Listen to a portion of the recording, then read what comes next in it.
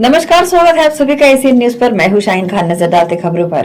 प्रदेश में सुशासन को जमीनी स्तर तक पहुंचाने के उद्देश्य से आयोजित सुशासन तिहार के तहत मुख्यमंत्री विष्णुदेव साय कोंडागांव जिले के ग्राम बड़े कनेरा पहुंचे। इस दौरान उन्होंने ग्रामीणों से सीधे संवाद कर उनकी मांगों, समस्याओं और सुझावों का गंभीरता से सुना तथा कई मामलों में त्वरित निराकरण के जिला प्रशासन को आवश्यक दिशा निर्देश दिए। कार्यक्रम की शुरुआत मुख्यमंत्री द्वारा विभिन्न विभागों की विकास कार्यों और योजनाओं पर आधारित प्रदर्शनी स्टॉलों का निरीक्षण कर की गई। उन्होंने शिक्षा, स्वास्थ्य, कृषि, ग्रामीण विकास और नवाचार से जुड़े कार्यों की जानकारियां ली तथा अधिकारियों को योजनाओं का लाभ अंतिम व्यक्ति तक पहुंचाने के निर्देश दिए। सुशासन तिहार के दौरान मुख्यमंत्री ने क्षेत्रवासियों को विकास की कई महत्वपूर्ण सौगातें दी। मुख्यमंत्री ने कहा कि राज्य सरकार जनता की समस्याओं के समाधान और गांव के समग्र विकास के लिए प्रतिबद्ध है। उन्होंने ग्रामीणों को सुशासन तिहार की शुभकामनाएं देते हुए शासन की जन कल्याणकारी योजनाओं का अधिक से अधिक लाभ उठाने का आह्वान किया। आइए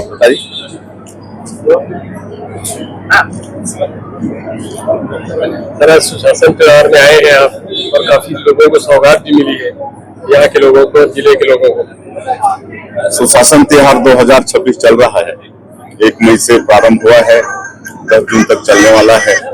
और सुशासन त्योहार का मतलब ये है कि जो हम लोग सरकार के माध्यम से छत्तीसगढ़ की जनता का सेवा विभिन्न योजनाओं के माध्यम से कर रहे हैं, उनका लाभ कहाँ तक लोगों को मिल रहा है, उनके बीच में ही जाके हम लोग फीडबैक ले रहे हैं। और इसमें हमारे सभी मंत्रीगण, हमारे सांसदगण, विधायकगण, हमारे निर्वाचित जो जनप्रतिनिधि हैं, सभी लोगों के बीच में जा रहे हैं। और इस तरह का समाधान शिविर शहरी क्षेत्रों में भी हो रहा है और ग्रामीण क्षेत्रों में भी कलेक्टर बना के कर रहे हैं। और उसमें सारे विभागों के स्टॉल भी लगते हैं। हमारे विभाग के अधिकारी सरकार की योजना को बताते भी हैं और इससे बहुत जनता को लाभ भी हो रहा है। कई मतलब उनकी समस्या का समाधान तत्काल में हो रहा है। किसी का राशन कार्ड बनना है तो वो बन जा रहा है, किसी का गृह प्रवेश वो हो जा रहा है, बहुत सारे लोन वगैरह सैंक्शन हो जा रहे हैं, लर्निंग ड्राइविंग लाइसेंस भी बन जा रहा है। तो इससे बहुत जनता को फायदा हो रहा है। और मुख्यमंत्री के नाते हम कोंडागांव में आज ये शायद मेरा 18 या 19 जिला का प्रवास संपन्न हो रहा है। मैं लोगों के बीच में जा रहा हूँ, तो मैं बहुत हमको संतुष्टि है कि सरकार की योजनाओं का लाभ लोगों को मिल रहा है, चाहे वो राशन की बात हो, चाहे पानी बिजली की बात हो, या फिर महतारी बंधन का पैसा हो, ये सब लोगों को मिल रहा है और उसका लाभ लोग उठा रहे हैं। सर, एक चीज देखने वाली जो बात आ रही है अभी वर्तमान में, जो कांग्रेस के दीपक बैज हो, चरणदास महंत हो या भूपेश बघेल हो, हिंदू सनातन देवी देवताओं का काफी बुरे तरीके से उनका प्रचार प्रसार कर रहे हैं। इसको भाजपा किस दृष्टि से देखती है? क्या ऐसा होना चाहिए? क्या उचित लगता है? देखिए, जो भी देवी देवता या राम या सनातन पर प्रश्न खड़ा की है, उसको देश की जनता पसंद नहीं करती है और उनका क्या हश्र हो रहा है पूरे देश को मालूम है। और आज 152 करोड़ रुपए के विकास कामों का लोकार्पण, भूमि पूजन भी हुआ है। तो मैं समस्त कोंडागांव जिला वालों को भी हम बहुत केशकाल शहर जो चौड़ीकरण की मांग के लिए माननीय विधायक जी लगातार मांग कर रहे हैं, प्रभारी मंत्री से मुख्यमंत्री से लगातार स्वीकृत नहीं हो पा रहा है, क्या कहना? सब होगा, थोड़ा इंतजार करिए, सब होगा, सब हो रहा है भाजपा की सरकार। मुख्यमंत्री विष्णुदेव साय ने सुशासन तिहार के अंतर्गत नारायणपुर जिले के ओरछा विकासखंड स्थित अबुझमाड़ अंचल की ग्राम पंचायत गारपा में आयोजित जन चौपाल में पहुंचकर ग्रामीणों से आत्मीय संवाद किया। मुख्यमंत्री के आगमन पर ग्रामीणों ने पारंपरिक रीति रिवाजों एवं उत्साह के साथ उनका भव्य स्वागत किया। मुख्यमंत्री ने जन चौपाल में क्षेत्रवासियों की समस्याएं सुनी, विभिन्न योजनाओं की प्रगति की जानकारियां ली तथा शासन की जन कल्याणकारी योजनाओं का लाभ अंतिम व्यक्ति तक पहुंचाने की प्रतिबद्धता दोहराई। मुख्यमंत्री विष्णुदेव साय ने कहा कि हमारी सरकार बनने के बाद से हमने दूर दराज के इलाकों में भी आम जनता के लाभ के कई योजनाएं लागू की है। महतारी वंदन योजना के तहत राज्य सरकार महिलाओं को सशक्त बनाने के लिए हर महीने 1000 रुपए दे रही है। मुख्यमंत्री शाह ने आगे कहा कि सुशासन तिहार का उद्देश्य शासन की योजनाओं को धरातल तक पहुंचाना तथा लोगों की समस्याओं का त्वरित समाधान सुनिश्चित करना है। उन्होंने आगे कहा कि ये क्षेत्र लंबे समय तक नक्सल हिंसा से प्रभावित रहा है, जिसके कारण यहाँ विकास कार्य वर्षों तक बाधित रहे, लेकिन अब परिस्थितियां तेजी से बदल रही है और अबूझमाड़ सहित पूरे बस्तर क्षेत्र में विकास के लिए अध्याय लिखे जा रहे हैं। है सबे पूरा अबूझमाड़िया है, पूरा गाँवे वो पार जात रही ने। एक दिन जाके वो पहाड़ में मोला सोना पड़त रही से, वहां पर बना के खात रही, फिर रात्रि विश्राम, फिर अगला दिन चावल लेके फिर वापस रात हो जाए तो ही गांव में रहे, फिर 3 दिन में चावल ला पात रही। लेकिन अब हमारे सरकार बने के बाद वहां मुलेर में भी सस्ता अनाज के दुकान हो गए, है ना। तो सारा सुविधा अब आप मतलब कोई चिंता करे की जरूरत नहीं है। सब आप बन के आशीर्वाद दे के हमारा सरकार में बैठाया है, तो हमार छत विकास हुई। अभी करीब 20-22 हजार हमार ये क्षेत्र के जो नक्सलवाद से पीड़ित क्षेत्र रही से हमारे बहनी मन के नाम महतारी बंधन में भी जोड़ी से मतलब हर महीना 1000 रुपया ही यहाँ कोनो ला मिलत है। महतारी बंधन के पैसा यहाँ मिलत है कि नहीं? रुकेंगे छोटे से ब्रेक के लिए, जल्द हाजिर होते हैं। आप सब बने रहिए एशियन न्यूज के साथ। GT डायग्नोस्टिक, जहां सबसे एडवांस टेक्निक्स के साथ सारी जांचें एक ही छत के नीचे। GT डायग्नोस्टिक लाए हैं आपके शहर में पहली बार मध्य भारत का सबसे एडवांस 3 टेस्ला MRI, जो आपको देगा बेस्ट क्वालिटी इमेजेस और सारी स्कैनिंग 6 से 10 मिनट में हो जाती है, जहां आम MRI मशीन 45 से 1 घंटे लेती है।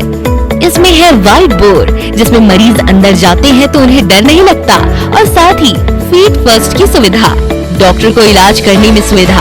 आप अपने डॉक्टर की सलाह से सही जगह MRI कराएं। GT डायग्नोस्टिक सेंटर में multi slice CT scan, ultrasound, echo एवं समस्त बाकी जांचों की सुविधा एक ही छत के नीचे। GT डायग्नोस्टिक में 24 घंटे सुविधा, स्वच्छ वातावरण एवं waiting area, qualified doctors, trained staffs. GT diagnostic near Nehru Nagar square, Priyadarshini परिसर, भिलाई।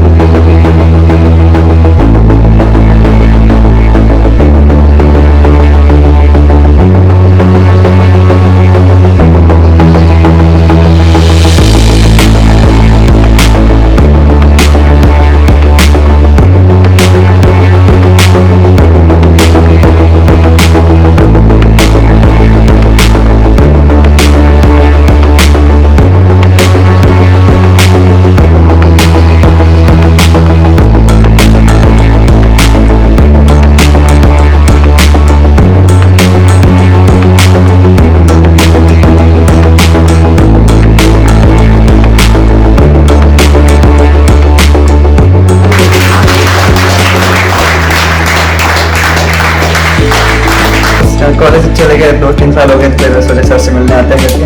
11-12 में यहीं थे, फिर कोटा जाने के बाद वापस यहीं आए, तो सर के साथ अच्छा खासा अनुभव रहा। मतलब सर ने हमारे क्लास के बीच में ऐसे बहुत सारी बातें बोली, और इतनी बातें बोली कि सर हमारी ये सुल्तान रहे। मैंने नीट 2025 में 602 मार्क्स लाए, जिससे मेरी AIR बनी 12 from grade 39, और मेरी फिजिक्स में परसेंटाइल हुई 99.97, और इसका क्रेडिट जाता है सलीम सर।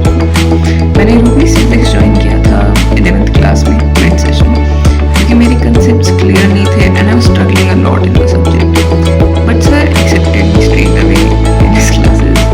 वो क्लास ज्वाइन करने के बाद I had developed a curiosity for the subject. Class में बैठ के मज़ा सा आने लग गया पढ़ाई करने में। उनकी समझाने का तरीका,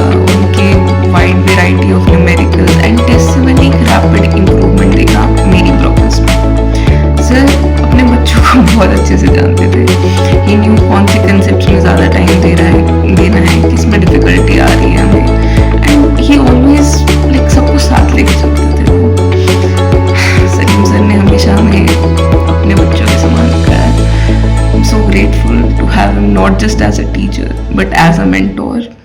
Thank you so much, sir.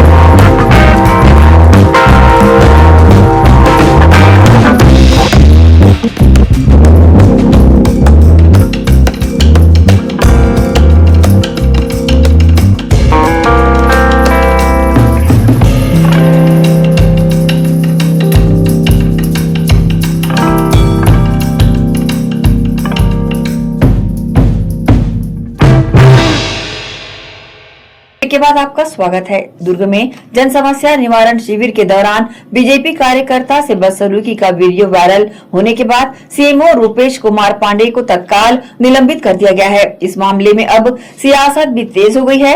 CMO Rupesh Kumar Pandey सोमवार को पूर्व सीएम भूपेश बघेल से मुलाकात करने पहुंचे। उन्होंने निलंबन को गलत बताते हुए कहा कि मुझ पर जो कार्रवाई हुई है वह गलत है और इस मामले को लेकर मैं चीफ सेक्रेटरी के पास जाऊंगा। दरअसल ग्राम थनौद में आयोजित जन समस्या निवारण शिविर के दौरान जनपद पंचायत दुर्ग के सीईओ रूपेश कुमार पांडे का कथित अभद्र व्यवहार अब उनके निलंबन की वजह बन गया है। वीडियो सामने आने के बाद प्रशासन हरकत में आया।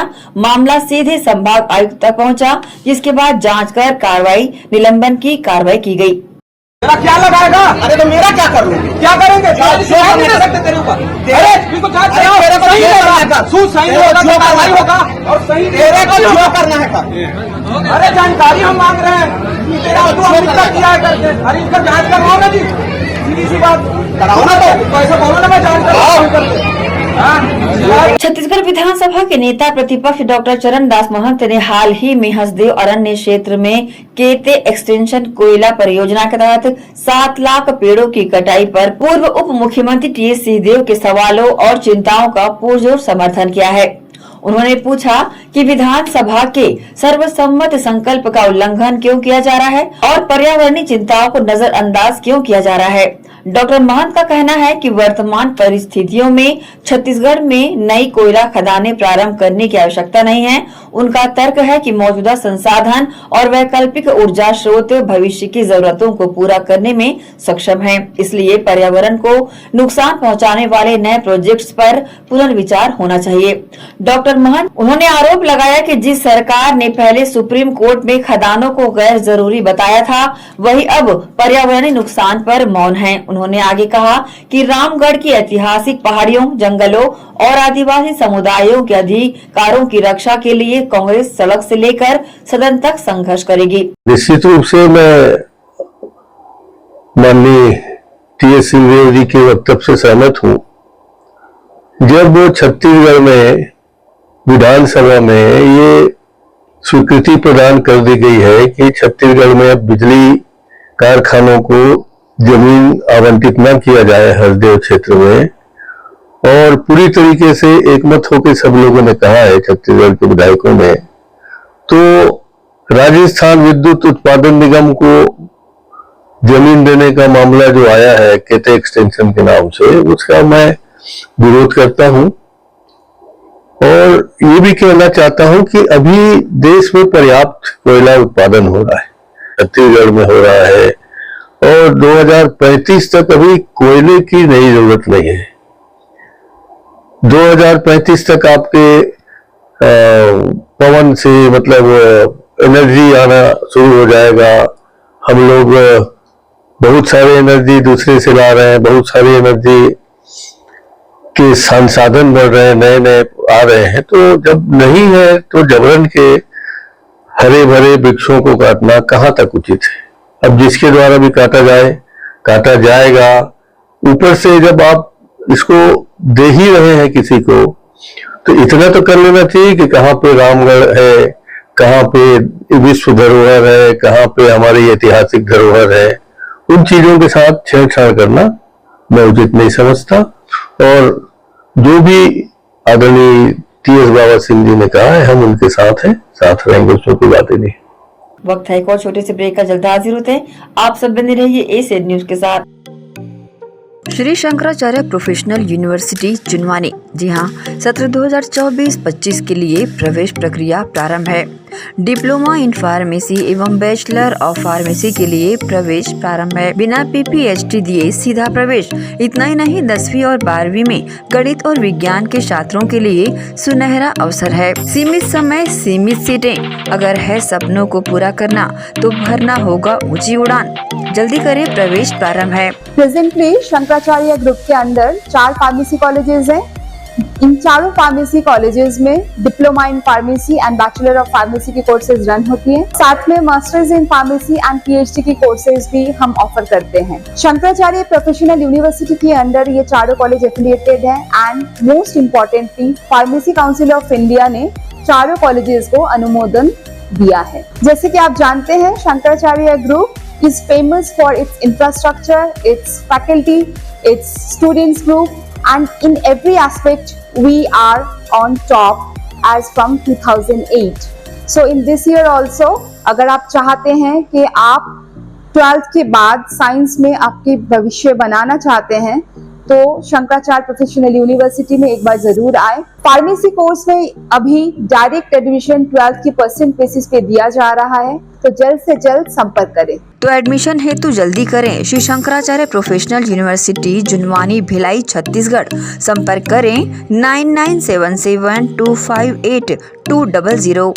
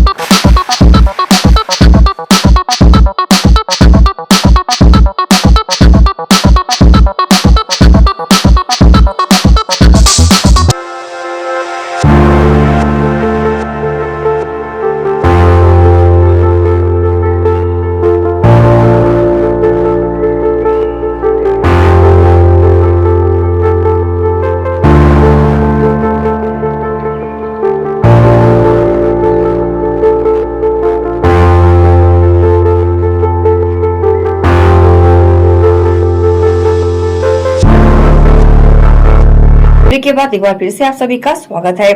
बालोद जिले में सोमवार को उस समय हालात तनावपूर्ण हो गए जब जामबड़ी पाटेश्वर धाम के विरोध और विभिन्न मांगों को लेकर सर्व आदिवासी समाज के हजारों लोग कलेक्ट्रेट घेराव के लिए बालोद पहुंचे। जिले के तुए, गोंदी, जामड़ी और आसपास के गांव से पहुंचे आदिवासी समाज के लोगों का विशाल जनसैलाब प्रशासन की तमाम तैयारियों पर भारी पड़ गया। भारी पुलिस बल, बैरिगेटिंग और सुरक्षा इंतजामों के बावजूद प्रदर्शनकारी कलेक्ट्रेट पहुंच गए और बैरिगेट्स तोड़ते हुए परिसर में प्रवेश कर गए। सर्व आदिवासी समाज का आरोप है कि जामड़ी स्थित पाटेश्वर धाम का निर्माण ग्रामीणों की जमीन पर किया गया है। समाज के प्रतिनिधियों का कहना है कि गांव के विकास कार्यों और सरकारी योजनाओं का लाभ भी धाम परिसर में पहुंचाया जा रहा है, जबकि मूल ग्रामीण सुविधाओं से वंचित है। समाज के अनुसार ये स्थान उनके देवी देवताओं और सांस्कृतिक परंपराओं से जुड़ा हुआ है, इसलिए वे जामड़ी पाटेश्वर धाम और उससे जुड़े मामलों की निष्पक्ष जांच कर कार्रवाई की मांग कर रहे हैं।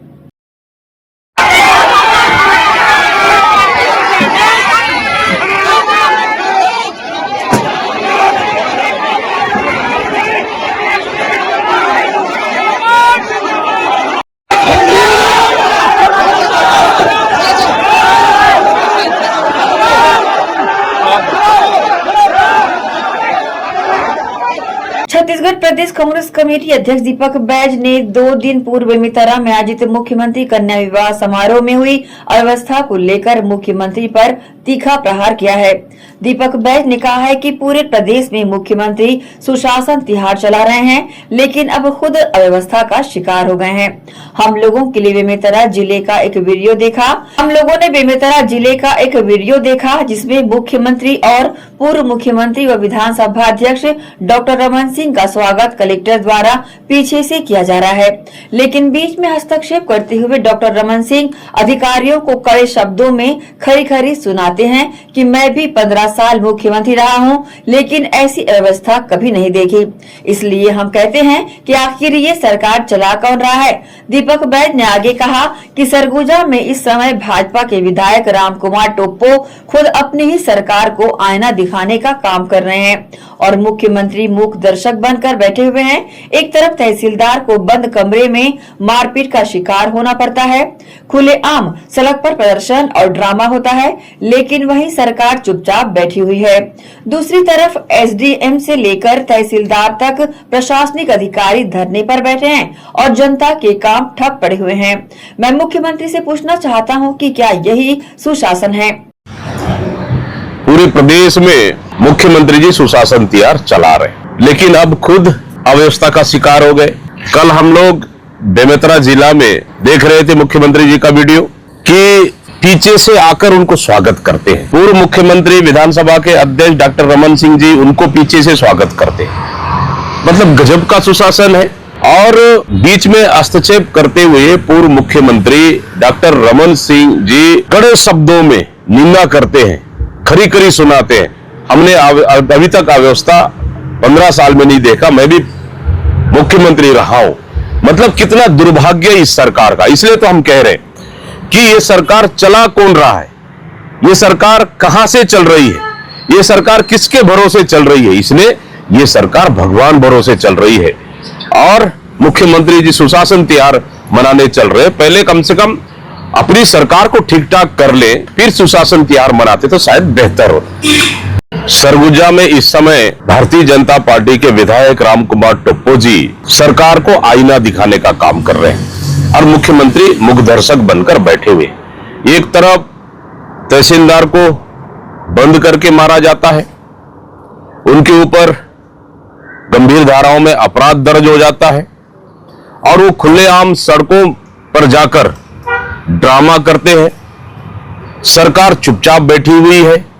एक तरफ प्रदेश भाजपा संगठन हम राम कुमार टोप्पो के साथ खड़े हैं और मुख्यमंत्री असहाय बनकर चुपचाप बैठे हुए हैं।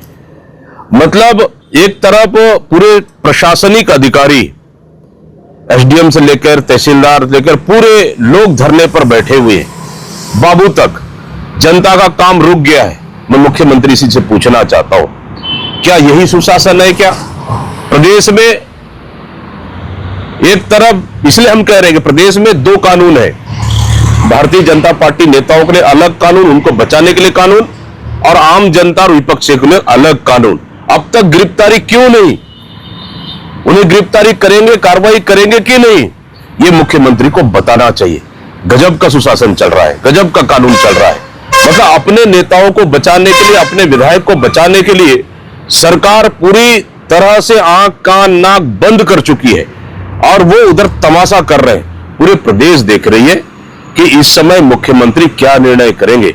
मुख्यमंत्री में थोड़ी सी भी अगर मानवीयता है, रामकुमार टप्पू को तत्काल गिरफ्तार कर उन्हें जेल भेज देना चाहिए। आप डीलिस्टिंग को लेकर बताएं, क्या कहना है सर आप? देखिए, स्पष्ट है कि राज्य से लेकर केंद्र तक भारतीय जनता पार्टी की सरकार है, डबल इंजन की। उनको कानून बनाने में कौन रोका है? बना लेना चाहिए। लेकिन जिनकी देश में आधा से ज्यादा राज्य में उनकी सरकार है, केंद्र में उनकी सरकार है, ये दिल्ली में शक्ति प्रदर्शन कर रहे हैं। मतलब ये कुल मिलाकर ये चुनाव खत्म होने के बाद ये वोटों की ध्रुवीकरण का राजनीति भारतीय जनता पार्टी कर रही है। आदिवासी समाज तय करेगा। अगर डीलिस्टिंग करना है तो कानून बनाए, कौन रोका है इनको? तो इस तरह से रैलियां करना, बड़ा आम सभा करना, मतलब कुल मिलाकर ये वोट बैंक की ध्रुवीकरण की राजनीति भारतीय जनता पार्टी कर रही है। जबकि हालात अभी देश में महंगाई चरम पर है। आज फिर गैस का रेट बढ़ गया, पेट्रोल डीजल का रेट बढ़ गया, किसानों के लिए खाद नहीं है। मुझे लगता है कि सरकार को इन आम जनता की प्रमुख मुद्दों को प्रमुखता से ध्यान देने की आवश्यकता है। ये महंगाई से और आम जनता के मुद्दों से भटकाने के लिए इस तरह की एजेंडा, ध्रुवीकरण का एजेंडा भारतीय जनता पार्टी देश और जनता के सामने ला रही है, जबकि वर्तमान में महंगाई कम करने का सबसे बड़ा मुद्दा। इसी के साथ ही आप चलेंगे इजाजत। आप सब बने रहिए एसीएन न्यूज के साथ। नमस्कार।